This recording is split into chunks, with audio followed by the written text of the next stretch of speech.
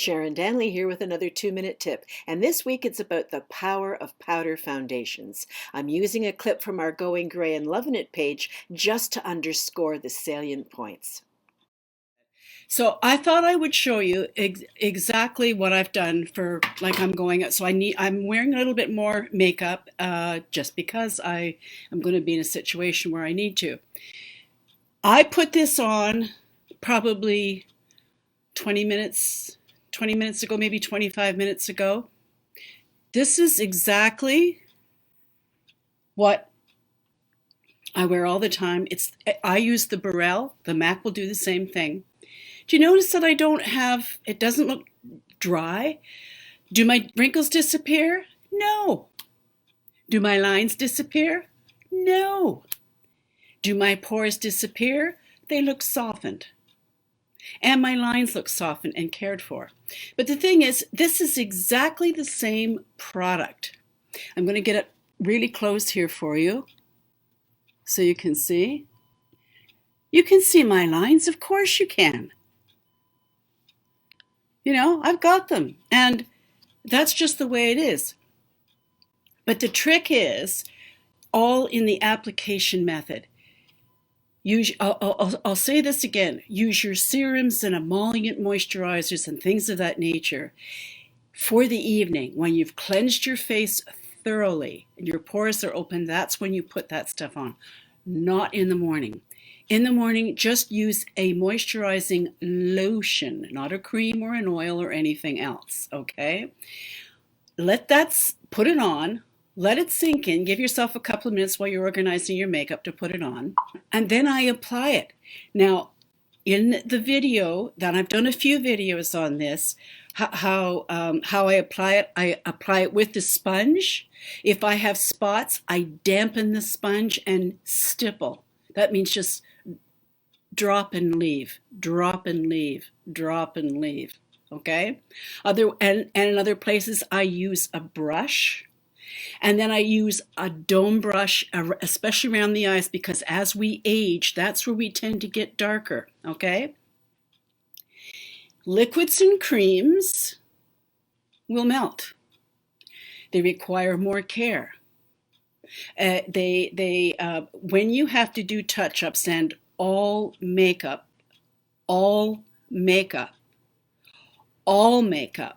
requires touch-ups. Some less than more. And guess which ones require less? The Barelle and the MAC, and not with liquid on underneath them. If you want highlight and contour for your face, get exactly the same foundation, a shade or two lighter for highlight and a shade or two darker for contour. That's all you need. And for testing, for those that can go to a MAC counter near them, that's the way to do it. I wear number 31. Now, it's hard to tell on different screens because our computers all show up a little bit differently. But generally speaking, I wear number 31 with a 30 highlight and a 35, well, I don't wear contour there, a 35 contour. I used to wear, when I had brunette dyed hair, I used to wear a 32. The pink tones are in the 30s. Now, they're not like pink. The Barelle and even the MAC, they're neutral to cool or neutral to warm. I could wear warm or cool. It just depends, but I find that this works really well for me. It blends into my neck and décolleté. Everything works really well. The other thing is, when you order online, if you're not sure of the color, they're pretty good at helping you, I understand, at Barelle and at MAC. And if you get the wrong color, wear it for a couple of days, take selfies and check. Take selfies and check. Take selfies and check. Take a selfie indoor and take a selfie outdoor. See, once you have the correct colors, then it's just a question of reordering. And you can reorder the Barelle and just get the pans like what's in that picture there. That's from my professional kit. That's why I have the pans. So if you have a problem, if it doesn't work, you can return it. And even if you go to the MAC counter, you can return and exchange, or you can get your money back, I believe. And I understand that Barelle is pretty good. So this is helpful. My sister Penny, who's a little bit darker than me, she looks better with a number 42. The lower the numbers, like 40, 41, 30, 31, they are the lighter colors. You go up to the 35 and 38, then you're getting into the darker colors, okay? So it's either warm or cool, and it's neutral to leaning one way or neutral to leaning the other. Bare Minerals is fine, but it doesn't stand up like the MAC or the Barelle. Bottom line. It's fine, it's a nice product, but it doesn't stand up. It requires, like the Jane Iredale and the Lancome, their dual finish powders require more touch-ups than I find that this does. I have to tell you that the only reason I'm recommending MAC, and I'm not a MAC aficionado, the only reason I'm doing it is for convenience for you gals. That you want to try something on, and going to the MAC counter is good. I'm not that familiar with all their colors. So what I notice that MAC tends to do, though, the people behind the color, they tend to match you up a little bit darker than what you need. Not true of all of them, but it's just a kind of a something to take into consideration. And when you buy your product, when you test one side, if you're not sure of the colors, put some on one side, okay, and then a color lighter or darker than that on the other. Take a selfie, then go out into the daylight, take another selfie, and study them. Once you've got your colors, then you're set. Then you're set. That's the best thing to do when you're not sure. And Janet says it works well. Excellent. That's terrific. Lipstick is lovely. Oh, you know what this is? Like I'm not sure who the person was. Number 25, the Flame First, because I need some depth, because, I'm going to be in an audience kind of situation. Then I put the 55 Perpetual Plum over top of it, a thin layer of both. And then I added the 110, you can see right here, and a little of it right here, but I don't take it to the roll. Anyway, that's what I've got on right now. This is another thing I love about getting a color that's 2 shades, 1 or 2 shades lighter or 1 or 2 shades darker.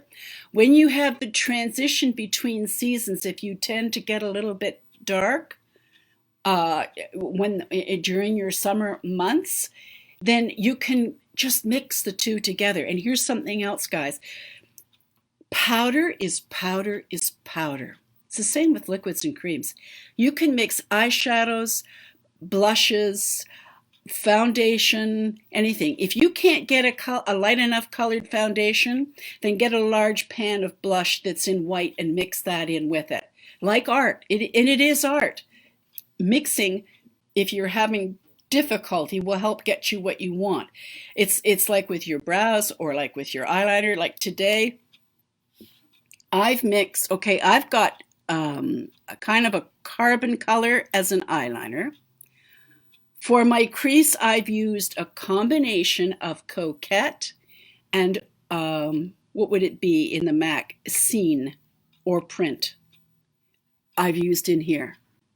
And I've used Brun at the corner of my eye, and Brun and Print under my eye.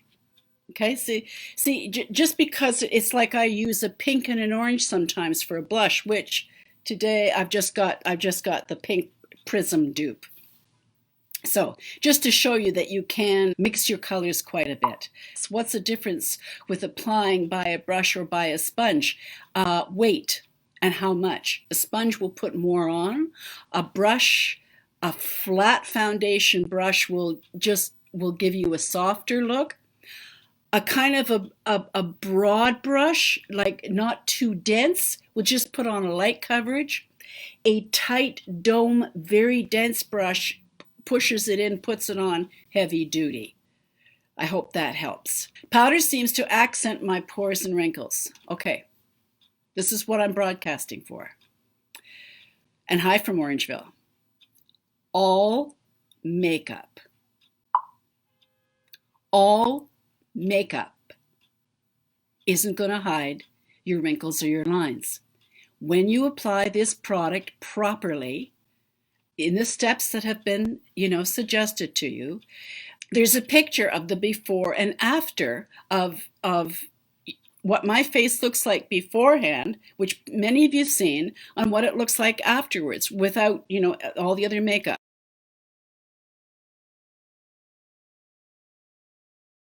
Just what I'm doing right here. I'm 72. I've got lines, I've got wrinkles, I've got pores, I've got stuff happening. But I think this is as good as it's going to get.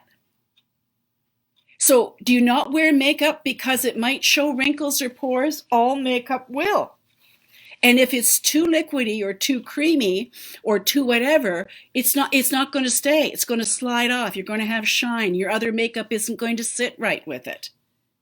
So apply it softly first. And you don't have to cover your whole face the same way. You can just put a dusting on, but around the corners here of the eyes. This is where people really miss the mark, is right in here. That's where our discoloration happens a lot. And right underneath the lash line, this is the redness and pinkness that we get in there. That's where and around here, okay? It's not necessary unless you've got spots. And again, using a sponge or extra coverage, only do the spot. You don't have to cover the whole area, just the spot. So, I don't know how I can convince you otherwise than like I was showing you my face right now, exactly the same thing as, I've preached and done a video about. So that's it, ladies. Thanks very much, and we will see you anon. Mwah! Well, I hope that helped to underscore some of the important points in this fantastic foundation and what it can do for you. We'll see you next time.